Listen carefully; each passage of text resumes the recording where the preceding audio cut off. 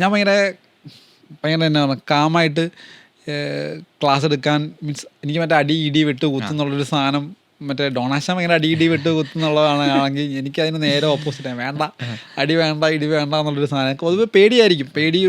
പേടി നല്ലോണം ഉണ്ട് എനിക്ക് ആക്ച്വലി. നല്ല രീതിയിലുള്ള പേടിയും സാധനങ്ങളും ഒക്കെ ഉണ്ട്. അതിനെയൊക്കെ ഹാൻഡിൽ ചെയ്യാനാണ് കളരിയെ ഹെൽപ്പ് ചെയ്യുന്നത് ശരിക്കും. അത് എന്ന് പറഞ്ഞ പോലെ തന്നെ ആ സമയത്ത് അപ്പം എൻ്റെ ക്ലാസ്സും നേരെ സമാധാനത്തിൻ്റെ വക്കിലേക്ക് എത്തുക എന്നുള്ളൊരു നമുക്കൊരു പീസായിട്ട് എല്ലാവർക്കും ഇരിക്കാമെന്നുള്ളൊരു രീതിയായിട്ട് ബന്ധപ്പെട്ടാണ് ക്ലാസ് മുന്നോട്ട് പോകുന്നത്. പിന്നെ ഫിറ്റ്നസ്സാണ് ഇമ്പോർട്ടൻസ് എന്ന് ഞാൻ മനസ്സിലാക്കും. എന്താ പറയുക, നമ്മളുടെ ബോഡിക്ക് അത്യാവശ്യം വേണ്ട ഒരു സാധനം ഫിറ്റ്നസ് വേണം. അപ്പോൾ അതിന് വേണ്ടിയിട്ട് അപ്പോൾ എല്ലാ ഏജുകാർക്കും അപ്പോൾ കളരി വെച്ചിട്ട് അങ്ങനെ ക്രിയേറ്റ് ചെയ്യാം, അതെങ്ങനെ മുന്നോട്ട് സസ്റ്റെയിൻ ചെയ്ത് കൊണ്ടുപോകാം. അതുപോലെ തന്നെ മൈൻഡ് പിന്നീടാണ് ആദ്യം ഞാൻ ഈ ഒരു ഫിറ്റ്നസ് ഓറിയൻറ്റഡ് ആയിട്ടാണ് ചിന്തിച്ചുകൊണ്ടിരുന്നത്, ഒരു ഫിറ്റ്നസ് രീതിയിൽ ഇതിനെ ഡെവലപ്പ് ചെയ്തെടുക്കുക എന്നുള്ള രീതിയിൽ.